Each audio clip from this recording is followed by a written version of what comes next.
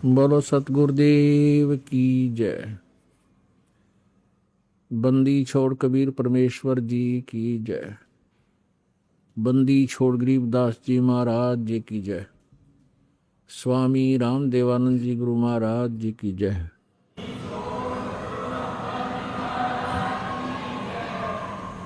सर्व संतों की जय, सर्व भक्तों की जय, धर्मी पुरुषों की जय, श्री काशी धाम की जय, श्री छुडानी धाम की जय, श्री करौथा धाम की जय, श्री बरवाला धाम की जय। सत साहिब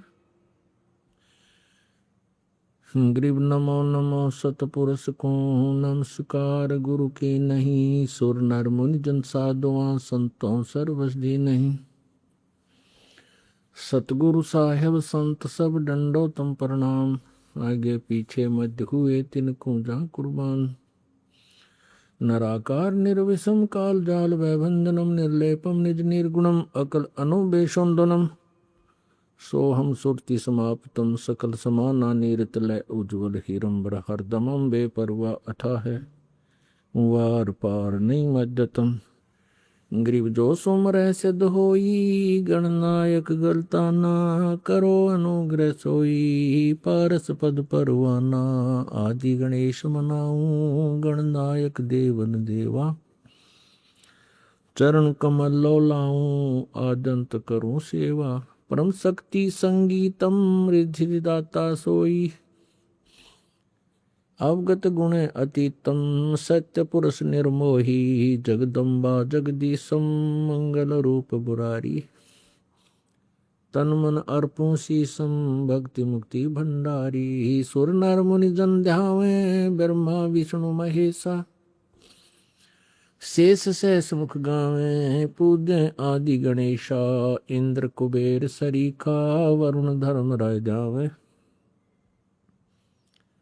समर्थ जीवन जी का मन इच्छा फल पावे। 33 कोटि आधारा जावे शेष 88। उत्तर भव जल पारा कट है यम की फांसी। 33 कोटि आधारा जावे शेष 88। उत्तर भव जल पारा कट है यम की फांसी। सत साहिब कर जोरों विनती करूं धरूं चरण पर शीश। गुरु जी राम देवानंद जी महाराज ने दियो नाम बख्शीश। कोटि कोटि सिजदा करूं कोटि कोटि प्रणाम। चरण कमल में राखियो मैं बंदी जाम गुलाम। कुत्ता तेरे दरबार का मोतिया मेरा नाम। गले प्रेम की जेवड़ी जा खेचो वहाँ जाऊं मैं। तो करो तो बावड़ू दूर दूर करो तो जाऊं। जो रखो त्यों ही रहूं जो देवो सो खाऊं। 7 द्वीप 9 खंड में गुरु से बड़ा न कोई। करता करे न कर सके गुरु करें सो होय। कबीर राम कृष्ण से कौन बड़ो उन्हों भी गुरु कीन। 3 लोक के वे धनी गुरु आग आदीन। गुरु बिन माला फेरते गुरु बिन देते दान। गुरु बिन दोनों निष्फल है चाहे पूछो वेद पुराण। जय इब कै सतगुरु मिले सब दुख आँखों रो। चरणों ऊपर शीस धरूं, कहूँ जो कहनी हो। कबीर साईं मिलेंगे, पूछेंगे कुशलात, आदि अंत की सब कहूँ अपने दिल की बात। गुरु जी तुम ना भूलियो, चाहे लाख लोग मिल जाही, हमसे तुमको बहुत है, पर तुमसे हमको ना। कबीर तुमरे विसारे क्या बने, मैं किसकी शरण में जाऊं। शिव ब्रंच मुनि नारदा, तिनके हृदय न समाऊं। अवगुण किए तो बहुत किए, करत न मानी हार। बावे बंदा बख्श दियो, बावे गर्दन उतार। अवगुण मेरे बाप जी, बख्शो गरीब नवाज। जो मैं पूत कपूत हूँ, बोर पिता को लाज। मैं अपराधी जन्म का, नक्सिक बरे विकार। तुम दाता दुख भंजना, मेरी करो संभार। परम पिता परमात्मा पूर्ण ब्रह्म, सारी सृष्टि के रचनहार, कुल मालिक, परम अक्षर ब्रह्म, कबीर देव जी की असीम कृपा से, कबीर साहब जी की असीम कृपा से आप जी इस शुभ समागम में पहुंच पाए। जिन पुण्य प्राणियों के पूर्व जन्म के संस्कार अत्यधिक होते हैं, वे ही प्राणी ऐसे शुभ समय का लाभ उठा पाते हैं। पुण्यात्माओं, परमात्मा कबीर जी ने हमें आकर के वो यथार्थ ज्ञान दिया है कि हम जिसके अभाव से इस काल के जाल में फंसे हुए हैं,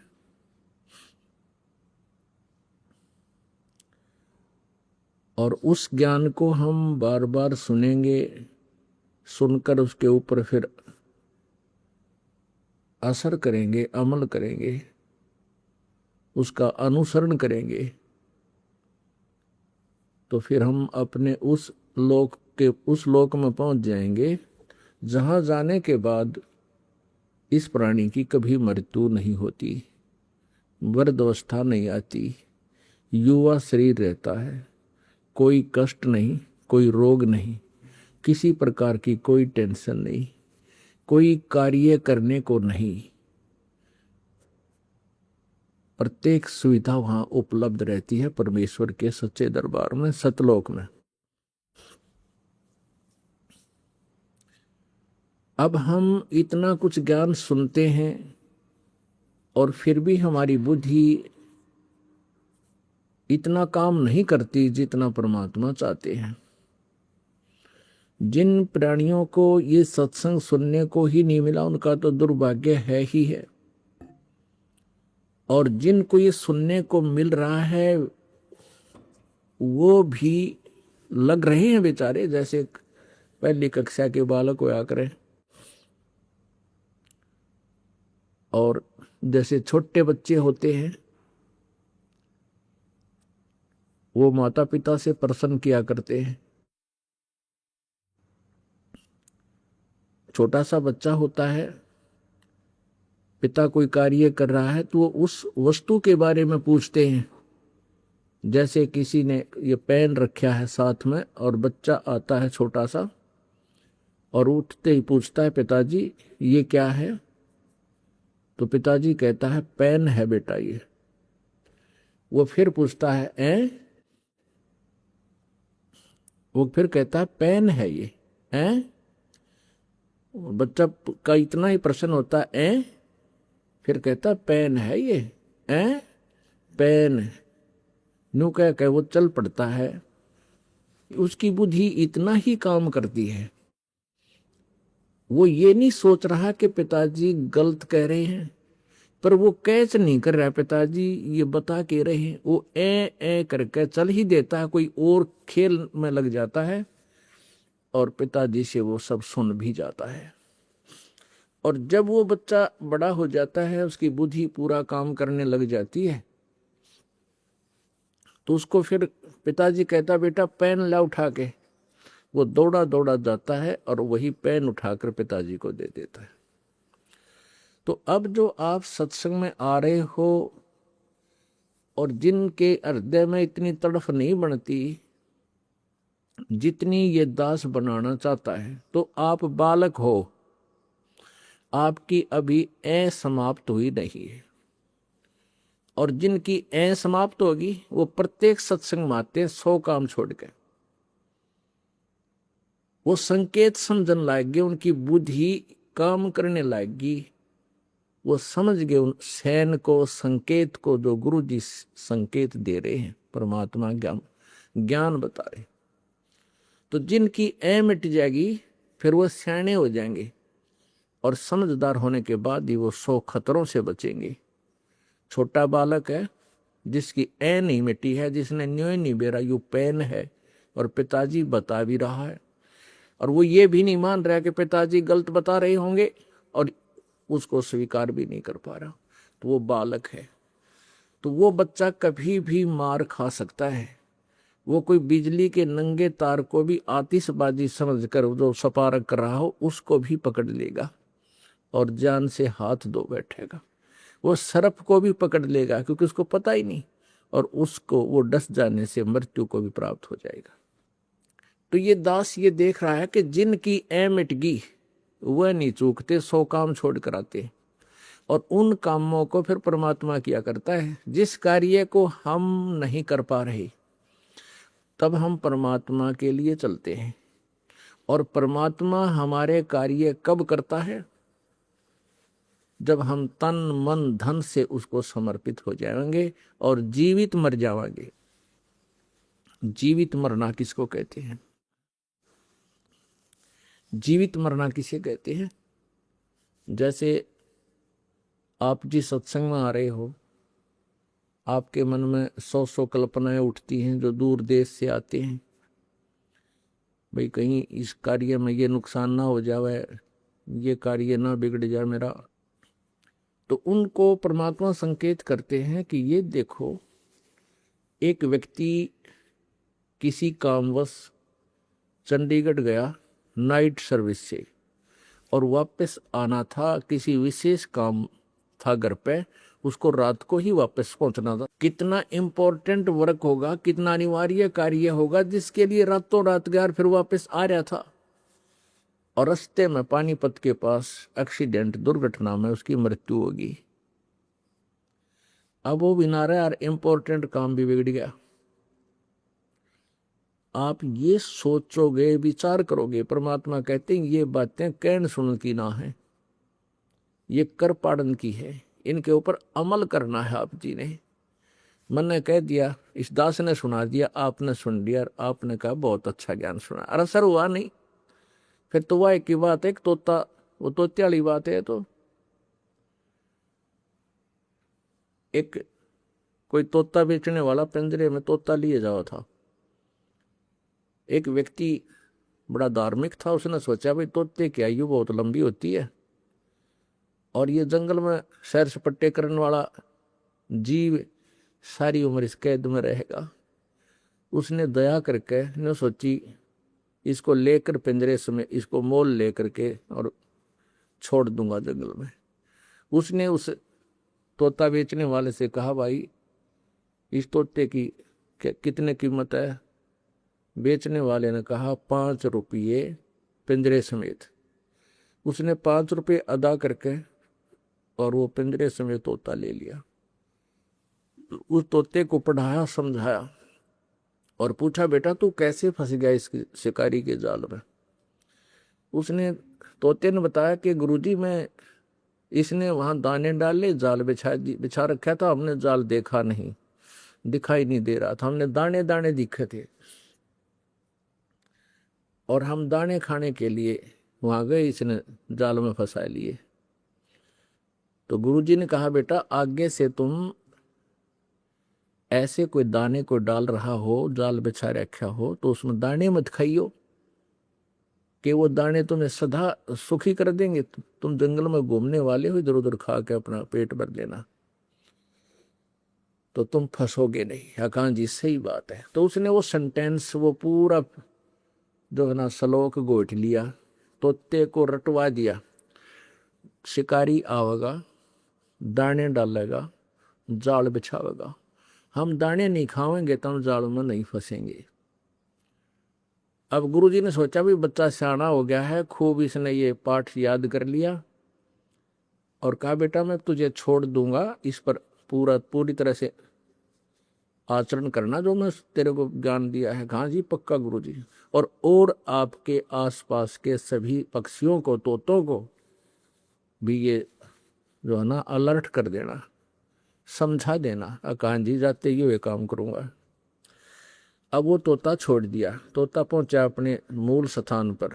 तो उसके साथी तोतों ने बड़ी खुशी मनाई, भी कैसे पीछा छूटा तेरा। तो उसने बताया भी मुझे एक दयालु आत्मा ने मोल ले लिया और उसने मुझे छोड़ दिया, और साथ में एक मंत्र बता रखा मेरे ते, और इस मंत्र का मैं आजीवन पालन करूंगा, फिर मैं जाल में नहीं फंसूंगा। और तुम भी सुन लो जब जान बचाना चाहते हो तो। सारे तोते बोले वे हमने बता दी, ऐसा कोई खास फार्मूला है तो उसने बताया कि भाई पर दी आवेगा, दाने डालेगा, जाल बिछाओगा, हम दाने नहीं खाओगे तो हम जाल में नहीं फंसेंगे। तो सब तोते बोले वह कमाल की बात से है, तो बहुत बढ़िया बात बताई गुरुजी ने। वो सारे तोत्या ने वो मंत्र गोट लिया। एक शिकारी पहुंच गया वहां पर, साल 6 महीने के बाद, तोते पकड़ने वाला। उसने जाके दाने डाल दिए, जाल बिछा दिया।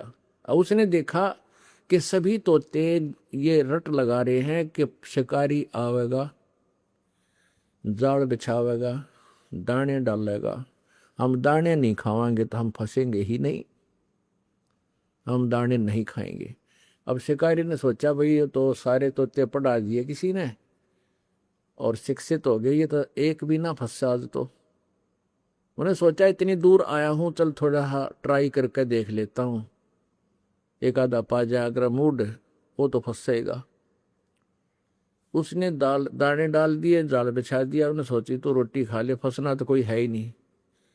उसने क्या देखा, जो गुरुजी बन रहा था ना, जो पहले पिंजरे में तो छोड़ दिया था, अब वो ये रटना भी लगा रहा है कि शिकारी आवेगा और दाने जाल बिछावेगा, दाने डालेगा, हम दाने नहीं खाएंगे, जाल में नहीं फंसेंगे।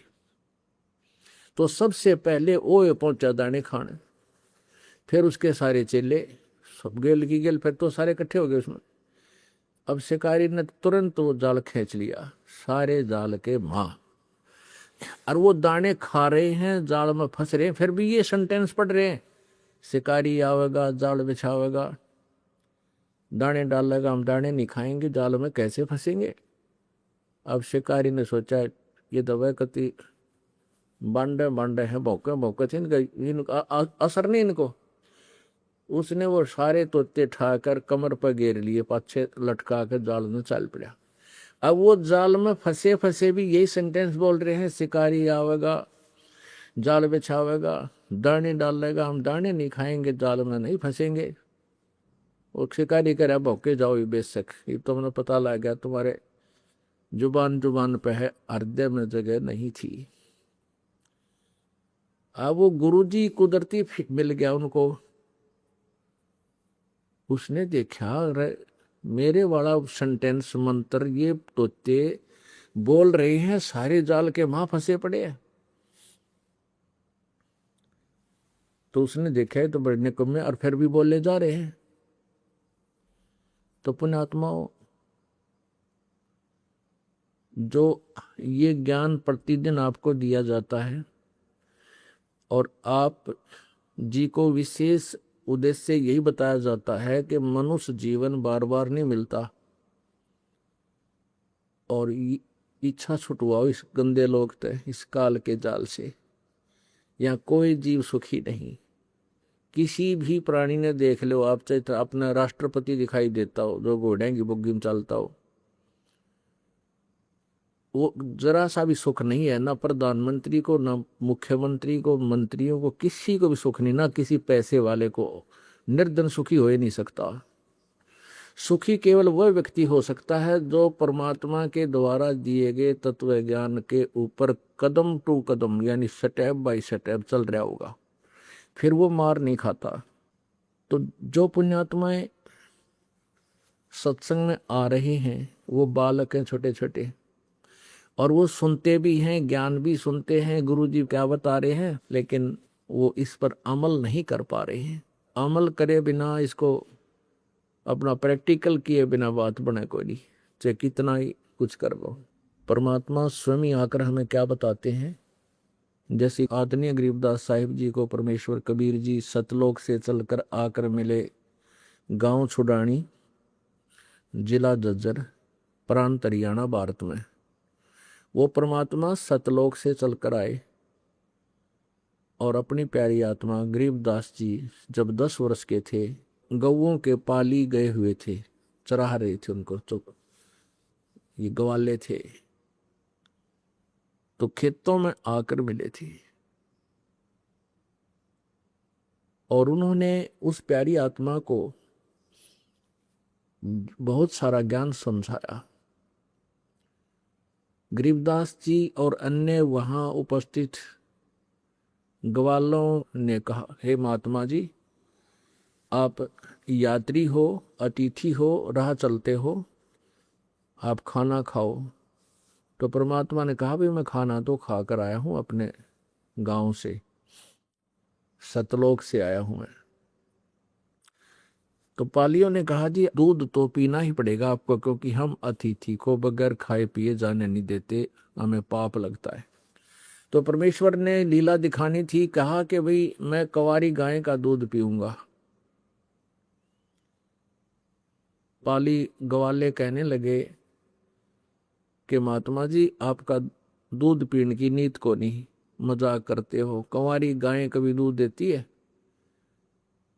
तो गरीबदास जी महाराज की एक बहुत ही प्रिय गाय थी कंवारी, उसको पकड़ लाए, गले में उसके एक धागा बांध रखी थी रस्सी, उसको पकड़ के और ला खड़ी करी। अब देखो महाराज जी, इसके बच्चा तो है नहीं, दूध कहाँ से देगी ये? 10 वर्ष के बालक की जैसी भाषा होती है। परमात्मा ने कहा कि तुम इस पात्र को खाली करो जो तुम लाए हुए जल पीने का। एक लस्सी भी ले जाते थे गांव से, घर से अपना, इसको खाली करो, साफ करो।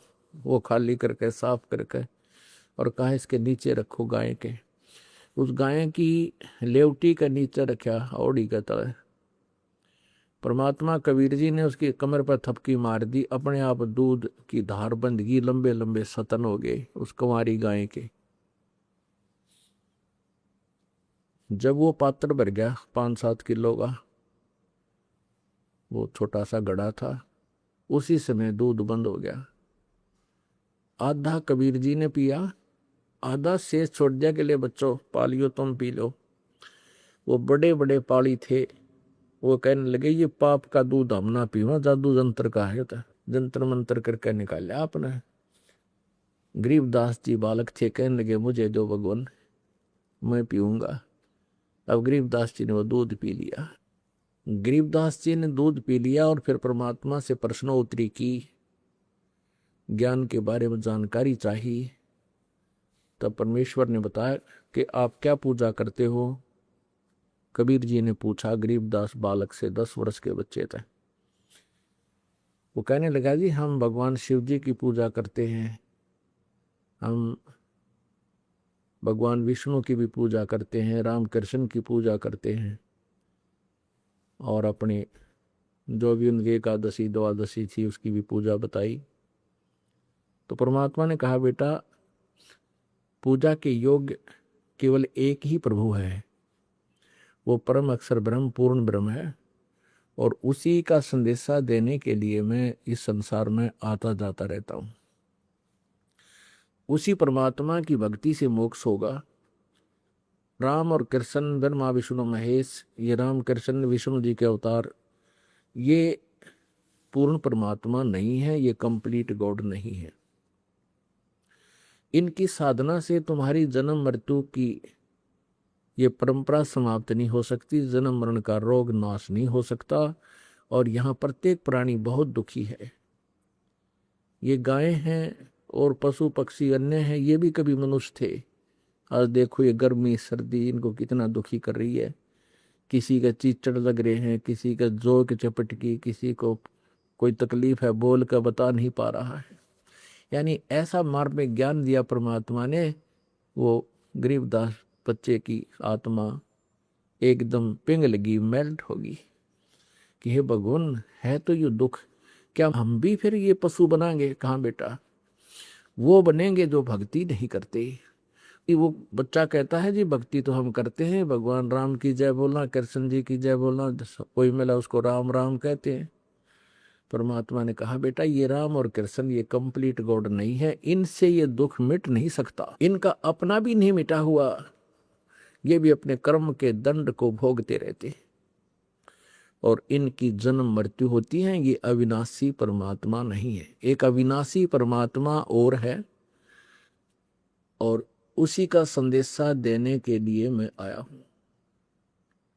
अपने आत्मा जो श्रोता प्रथम बार आते हैं, क्योंकि हमारे भक्त श्रद्धालु परमात्मा की प्यारी आत्माएं अपने मित्रों को, अपने भाई को, बहनों को, रिश्तेदारों को जाकर के बार बार आग्रह करते हैं कि आप जी एक बार चलकर वो सत्संग सुनो, तो वो बेचारे आ जाते हैं और वो ये सुनते हैं कि राम और कृष्ण नासवान है, ये ब्रह्मा विष्णु शंकर जी भी नासवान है, हमने तो कभी सुना नहीं, ये तो बात जची नहीं। किसी वस्तु को, जो नई वस्तु है, नया ज्ञान है, उसको हृदय में समाने के लिए प्रमाण की आवश्यकता पग पग पर जरूरत पड़ती है। तो दास का यही प्रयत्न रहता है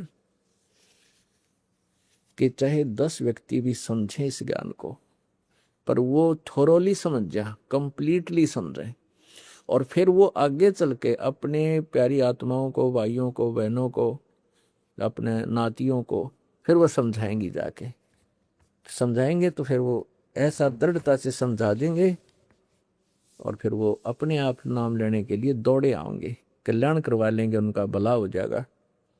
देखिएगा ये देवी भागवत, इसमें दिखाते हैं राम और कृष्ण विष्णु भगवान ये नासवान है।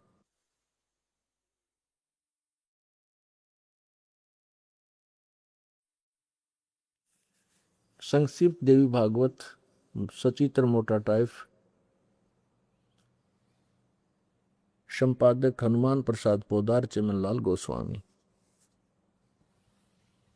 ये कहाँ से प्रकाशित है? गीता प्रेस, गोरखपुर से।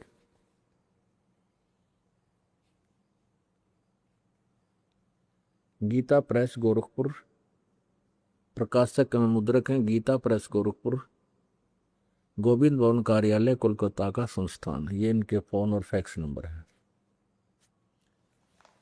इसके 123 पृष्ठ पर तीसरे स्कंद में, तीसरा स्कंद 123 पृष्ठ पे,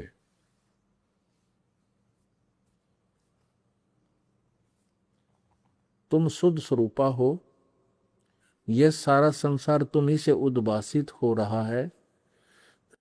विष्णु जी अपनी माता दुर्गा की महिमा स्तुति कर रहे हैं। तुम शुद्ध स्वरूपा हो, यह सारा संसार तुम्ही से उद्भासित हो रहा है। मैं, ब्रह्मा और शंकर, हम सब तुम्हारी कृपा से विद्यमान हैं। हमारा आविर्भाव अर्थात जन्म और तिरोभाव अर्थात मृत्यु हुआ करता है। हमारा तो जन्म और मृत्यु हुआ करता है, केवल तुम ही नित्य हो, जगत जननी हो, प्रकृति और सनातनी देवी हो। ये प्रकृति शब्द याद रखना कि दुर्गा को कहते हैं।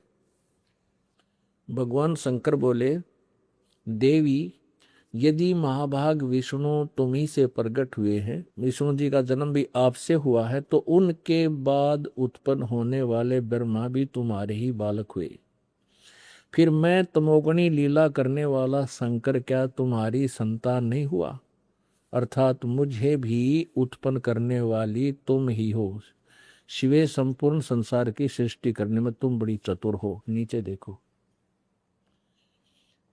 इस संसार की सृष्टि सचिथी और संहार में तुम्हारे गुण सदा समर्थ हैं। उन्हीं तीनों गुणों से उत्पन्न हम ब्रह्मा विष्णु एवं शंकर नियमानुसार कार्य में तत्पर रहते हैं।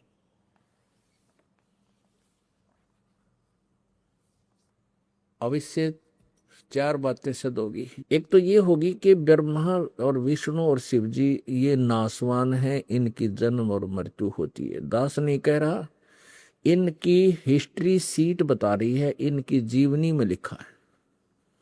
दास तो पढ़कर सुना रहा है।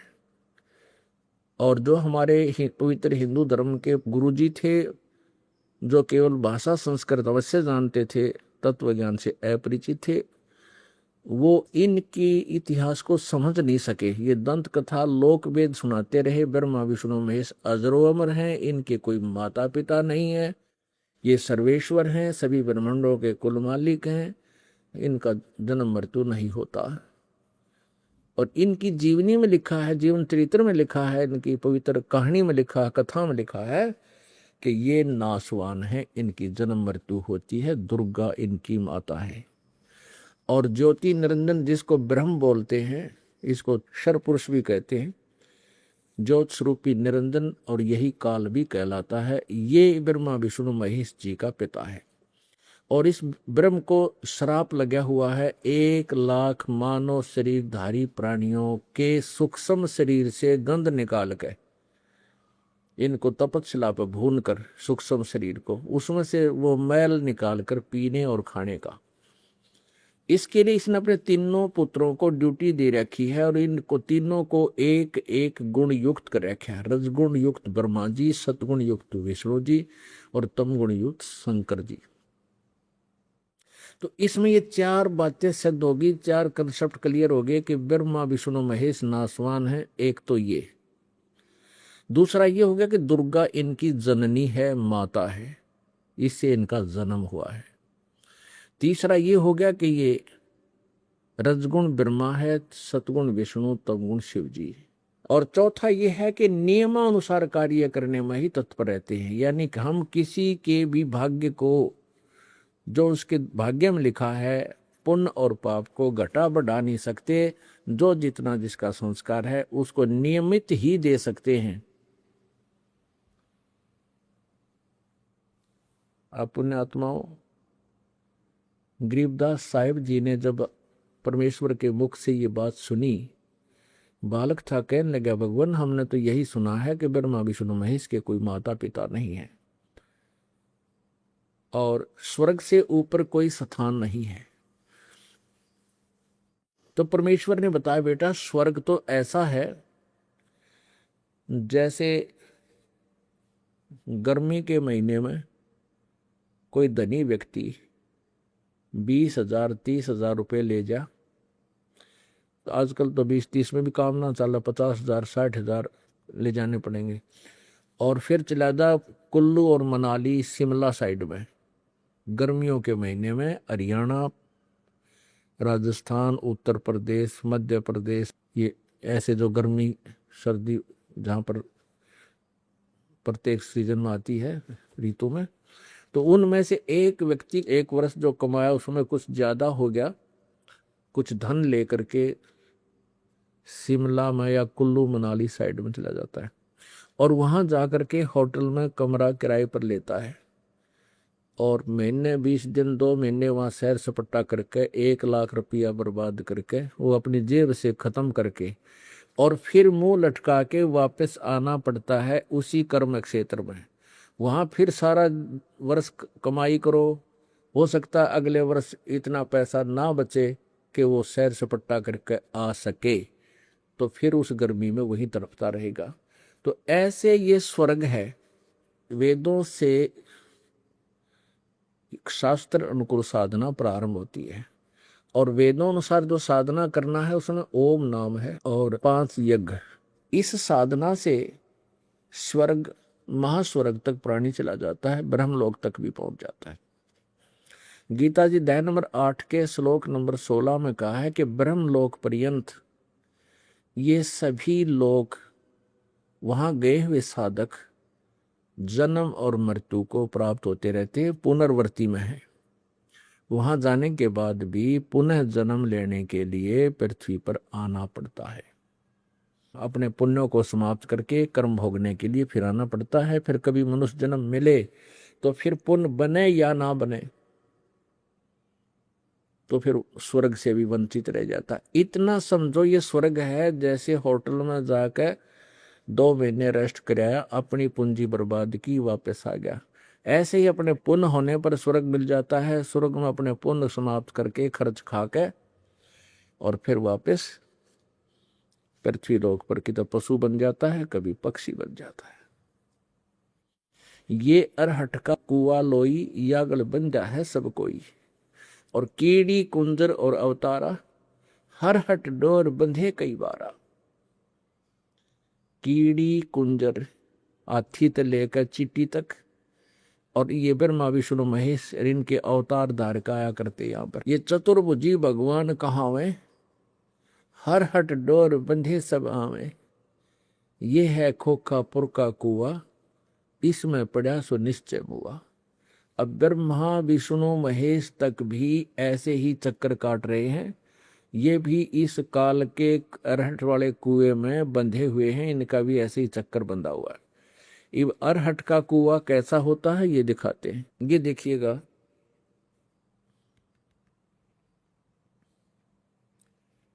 ये जो पोर्शन आपको दिखाई दे रहा है ये एक कुआं है। ये इतना ये कुआं है, इसमें ये जल भरा हुआ है। और ये हरट एक रहट होता था, अरहट बोलते हैं इसको। यहाँ एक पुली लगा दी जाती थी, इस पुली के ऊपर के चैन चलती थी, ये चैन, और चैन के बाल्टियां वेल्ड कर दी जाती थी। ये बाल्टियां वेल्ड कर रखी हैं। ये चैन चलती थी, इसको बैलों से चलाया जाता कोल्लू की तरह। तो ये पुली चलती थी तो ये चैन भी नीचे आती थी, बाल्टी यहां से बाल्टियां भरती और ऊपर जाके यहां खाली हो जाती, और ये जल बाहर खेतों में चला जाता, सिंचाई के काम लेते हैं। यहाँ क्या बताया है कि जैसे नीचे से पानी भरा बाल्टियों ने, ऊपर आकर खाली होगी, फिर भर के लेगी, फिर ऊपर गई, फिर खाली होगी, फिर भर के आई, फिर खाली होगी, फिर नीचे से भरी, फिर ऊपर जाकर खाली होगी, फिर भरी। तो ये चलता ही रहता था सारा दिन। तो इसमें क्या बताते हैं कि जैसे आप पुण्य इकट्ठे किए पृथ्वी लोक पर आके, ऊपर स्वर्ग में खाली किए, पाप नरक में खाली किए, और फिर बाल्टी खाली वापस आ गई, फिर नीचे तो बरी फिर चले, फिर नीचे बरी फिर चले। तो इसमें कहते हैं चतुर्भुजी भगवान कहाँ है, ये ब्रह्मा विष्णु महेश भी, और हर हर डोर बंधे सभाओं, इनकी भी जन्म मृत्यु होती है, और ये भी ऐसे ही अन्य योनियों को भी भोगते रहते हैं।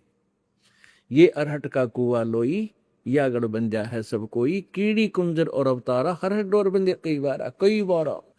और परमात्मा क्या बताते, अमर करूं सतलोक पठाऊं तात बंदी छोड़ कहां। अब गरीबदास जी महाराज बालक थे छोटे से, और बच्चे के अच्छा और बुरा रंग जल्दी चढ़ा करे।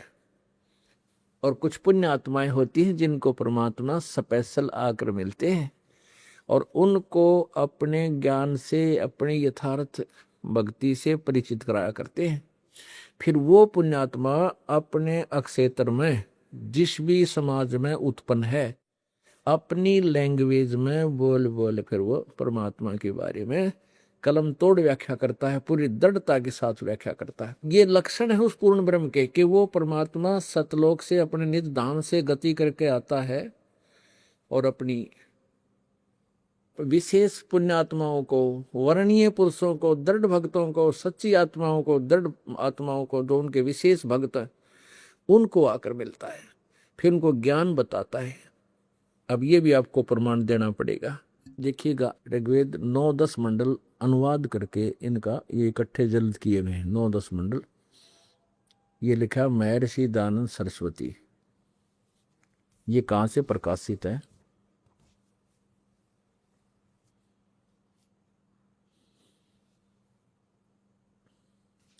प्रकाशक है सार्वदेशिक आर्य प्रतिनिधि सभा, महर्षि दान भवन, रामलीला मैदान, नई दिल्ली। ये इनके फोन और फैक्स नंबर है। यहाँ से ये हमने खरीदा है। और ये क्या लिखा है इन्होंने कि ऋग्वेद आर्य भाषा भाष्य, यानी अनुवाद करता कौन है? महर्षि दानंद सरस्वती। और यहाँ देखो मुद्रक है Prince offset printers, 1510 Pataudi house, नई दिल्ली। ये इनका फोन नंबर है। अब हम अपने मतलब की बातें करेंगे कि यहाँ देखना ऋग्वेद मंडल नंबर 9 सूक्त नंबर 86 में और मंत्र नंबर 26, इसमें क्या लिखा है? यज्ञ करने वाले यजमानों के लिए परमात्मा सब रास्तों को सुगम करता हुआ उनके विघ्नों को मर्दन करता है। अब देखिएगा यजुर्वेद, अब ये यजुर्वेद है, इसमें ऊपर रह लगा है और ये संधि छेद कैसे करते हैं? इसमें 2 अपसर्ग लगा देते हैं, यजु अलग कर देते हैं, वेद अलग। तो इस अगर कहीं यजुर्वेद की महिमा गाई जा रही हो तो वहां अकेला यजु भी लिखा हो तो लिखना पड़ेगा वो यजुर्वेद है। ये अंडरस्टूड है। तो यहाँ देखिए इन्हीं के द्वारा यजुर्वेद में महर्षि दानंद ने ही ऐसा किया है, ये ठीक किया है। यह देखो प्रकाशक है सार्वदेशिक आर्य प्रतिनिधि सभा, 2/5 महर्षि दानंद भवन, रामलीला मैदान, नई दिल्ली। ये इनके फोन और फैक्स नंबर है। यजुर्वेद आर्य भाषा भाष्य संपूर्ण 40 अध्याय, महर्षि दानंद सरस्वती कृत। ये महर्षि दानंद जी ने इसका अनुवाद किया है यजुर्वेद का पूरे के पूरे का। मुद्रक है Prince offset printers, 1510 Pataudi house, Daryaganj, नई दिल्ली। इसके 36वें अध्याय के प्रथम मंत्र में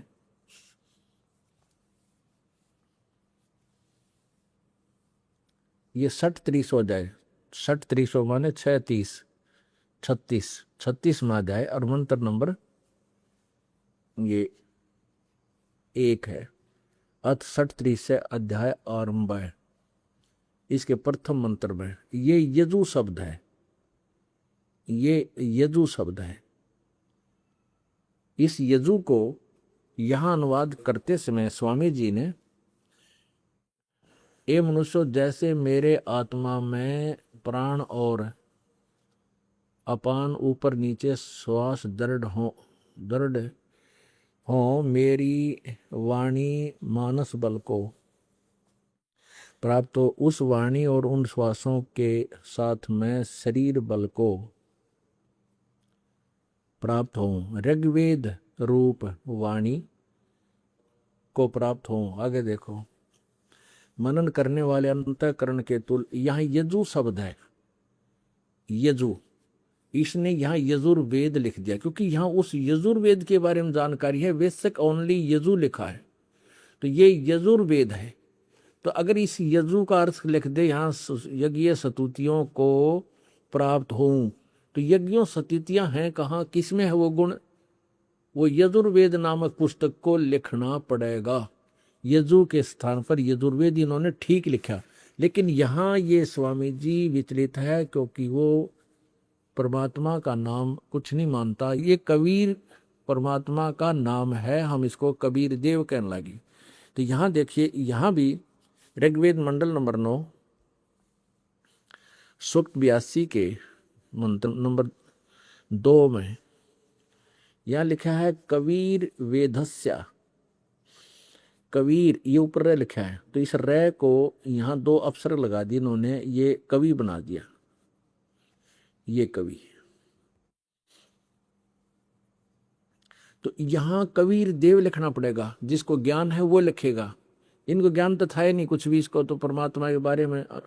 तो यहाँ कबीर देव लिखना चाहिए था, वो आप कबीर देव है। हे परमात्मन, उपदेश करने की इच्छा से आप महापुरुषों को प्राप्त होते हो और आप अत्यंत गतिशील पदार्थ के समान यानी बहुत तेज गति से आध्यात्मिक यज्ञ को, जहाँ धार्मिक क्रियाएं होती हैं, उन भक्तों के पास पहुंच जाते हैं, प्राप्त होते हैं। आप कबीर देव हैं, आप कबीर देव लिख दे। यहाँ पर कबीर ना लिखो, न शर्मावा है, आप कबीर देव लिख दो। कबीर देव हैं, शुद्ध स्वरूप हैं, हमारे पापों को दूर करके हे सोम आप हमको सुख दे। अच्छा, अब तीसरे में लिखा है, ऋग्वेद मंडल नंबर 9 सूक्त 82 के मंत्र 3 में लिखा है कि पवित्र यज्ञों में रक्षा से आप प्राप्त होते हैं, यानी आते हो वहां पर जहाँ सच्ची साधनाएं के जो अनुष्ठान होते हैं। और पृथ्वी लोक लोकांतर में गति करते हुए,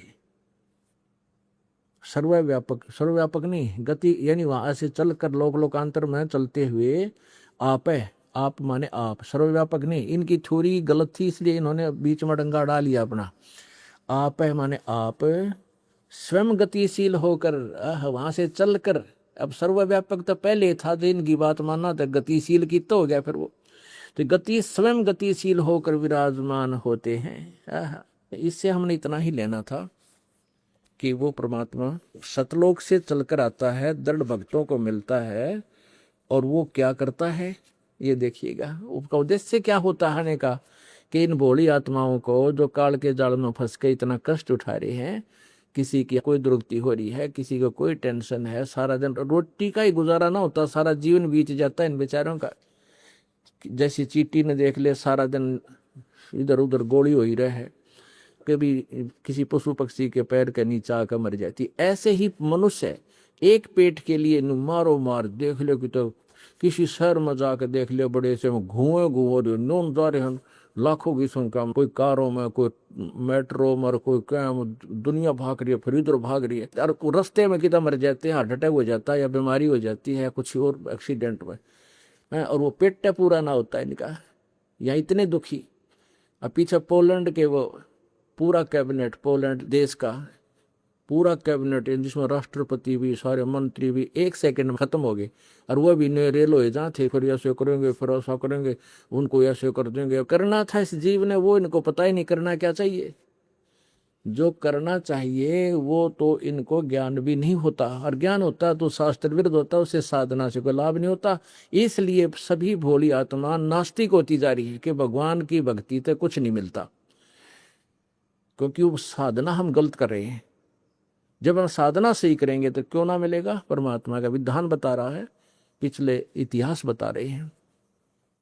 अब देखो, ऋग्वेद मंडल नंबर 9 सूक्त नंबर 20 इसके मंत्र नंबर 1 में यह स्पष्ट लिखा है, पर कबीर देव, ये कबीर देव है, स्पष्ट लिखा, कबीर देव वित्तीय अयो वारे भी अर्षित। या देखिए, वह परमात्मा, इन्होंने क्या कर दिया, ये शपथ लिखा है यहाँ पर कबीर देव है, इसको न्यो का न्यो लिख देते, कबीर देव यानी कबीर देव लिख दे, वो कबीर देव है, वह परमात्मा न्यो का न्यो लिख देते, वो कबीर देव है।